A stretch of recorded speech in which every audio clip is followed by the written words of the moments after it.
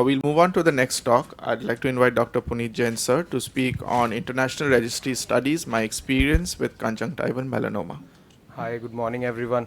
It's a very broad topic, and let's start. Let's start. So, uh, so I thought how to cover this topic because there's so many aspects to being a part of registry, doing this stuff, then analyzing the data and coordinating with people. So let's put some things into perspective. A bit about conjunctival melanoma to begin with. How I got interested in this, registry, and eventually what came out of it. It's a very rare ocular tumor. So just 0.25% of whole body melanoma, 2% of ocular tumors, and just 5% of the entire ocular melanoma. The incidence is 1/20th of cutaneous melanoma and 1/10th of uveal melanoma. We barely see uveal melanoma in our practices. Imagine seeing conjunctival melanoma in your practices. And that's not the case just with us. Even in the West also, the numbers are very low. But the incidence is on the rise. There have been a lot of studies which have shown that there is a fourfold increase in conjunctival melanoma cases over last 4 decades. And this is in stark contrast to uveal melanoma, where the incidence has been pretty much stable since COMS came out back in 1980. The metastatic rate and the tumor related mortality remain very high despite doing everything, doing no touch technique, screening the patient. So there's something that is missing in the chain which needs to be found out. Now, just this is an incidence chart. Thankfully, we are not on this map. It's good to be not on certain maps because the incidence of melanoma in our population is less than 0.24 million. But if you see this, just to give you a, like a view from 40,000 feet as to where melanoma resides in the world, and you see that US, Canada, Europe is heavily very high incidence of conjunctival melanoma, and Australia as well, a lot of patients. So it is natural to draw comparison between various melanomas, and biologic behavior of conjunctival melanoma is resembles cutaneous melanoma more than uveal melanoma, which is very important because then the therapies for both the tumors become very different. So how the concept of the registry came through was, it was the first eye cancer working day, one of the International Society of Ocular Oncology conferences, cancer working day in 2015, where there was a hall full of 168 eye cancer specialists who decided to discuss certain projects. And one of the agenda was how to mine data for these rare tumors, because even if you have a prolific practice, single oncology setups like Dr. Shields has, even then, it's very difficult to churn out big numbers for such rare tumors. So it was decided, and a lot of people came on board, and eventually we had 10 centers across 4 continents. 3 were from North America, 2 were South America, 4 from Europe, and the Asian representation was from Jordan, King Hussein Cancer Center. A lot of people were involved in this study. So let's go through the foundational elements. How does such a registry work?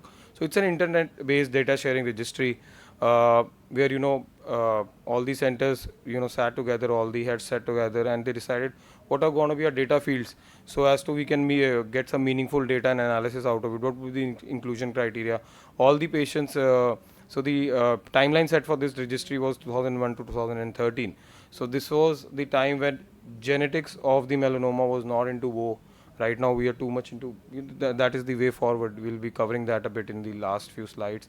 And also systemic immunotherapy for conjunctival melanoma had not taken scene yet. Those two things have changed since then. And then there is ethics board approval, contractual arrangements, and to secure the data online. So that's also very important. Now this is how the main sheet of the registry looked like. So there were 4 main tabs. First was the staging criteria, which used the 7th edition of the AJCC classification, which eventually got revised to the 8th edition in 2017.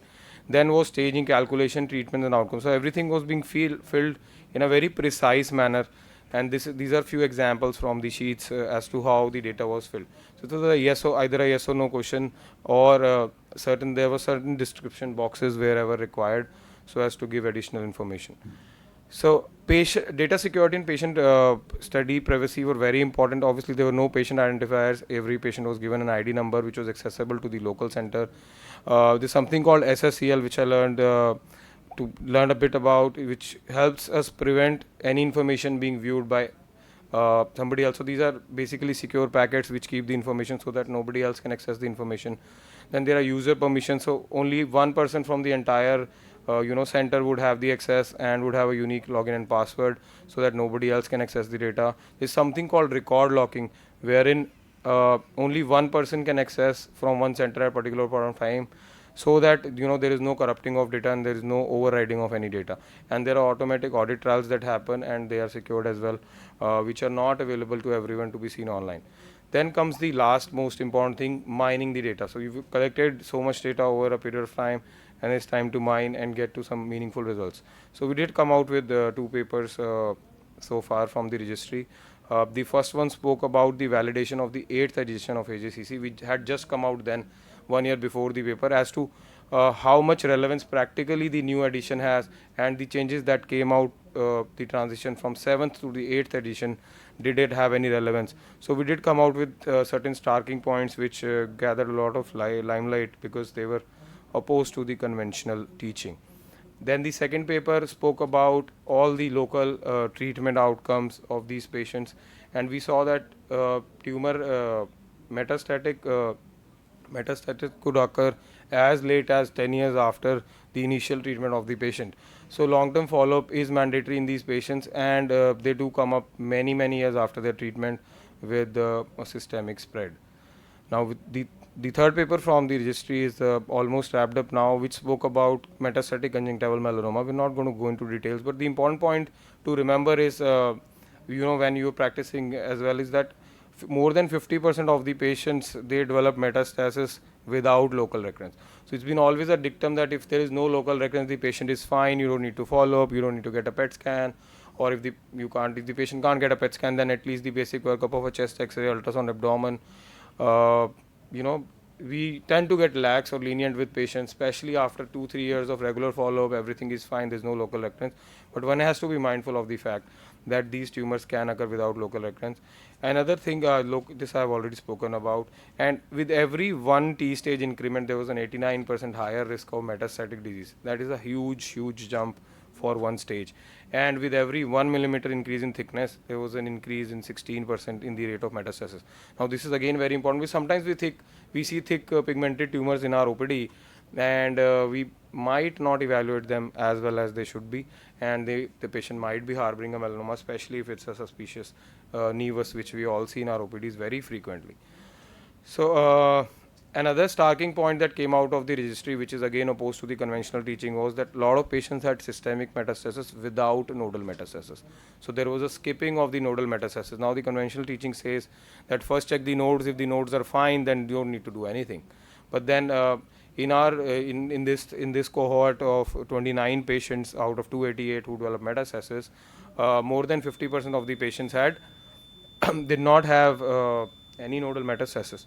So that's again a very starking and debatable point, but then we are not doing good with respect to outcomes of conjunctival melanoma. Maybe this is the missing link in the chain. So that's one thing, and we've wrapped up this paper. Hopefully it should be published in a good journal. Otherwise we'll publish it somewhere in the 17th or the 18th attempt. That is the usual dictum these days. Especially when you bring about controversial points, they don't go down well with a lot of people, reviewers, which is obvious. Now coming to the last bit, what is new in conjunctival melanoma? So a lot of genetics has come up. These are the 3 most common mutations, BRAF, NRAS and TERT mutations, that are commonly seen in conjunctival melanoma. They have already been very well described for cutaneous melanoma. Like I said, that we are taking a leaf out of the book from of cutaneous melanoma, and we've started treating similarly for advanced and metastatic conjunctival melanoma as well. So this is the MAP kinase pathway, and these are the checkpoint inhibitors that are being used in systemic immunotherapy in both metastatic conjunctival melanoma as well as in patients with locally advanced disease who would probably undergo exenteration. Systemic immunotherapy is being tried. So just to summarize, the way forward is basically to profile these tumors genetically, to understand what are the new targets for therapy. Then tumor resistance is again a very major factor. These tumors stop responding very soon to these immunotherapeutic drugs, and then to determine what would be the optimal combination or sequence of these drugs. And I see that genetic profiling and immunologic profiling would become a dictum in next 5 to 10 years, where all patients of conjunctival melanoma would have a genetic profile with them, and this should help us solve a lot of queries which are still persisting with respect to conjunctival melanoma. So I'll wrap up saying coming together is the beginning. I think that applies to UOC as well. Staying together is progress and working together is success.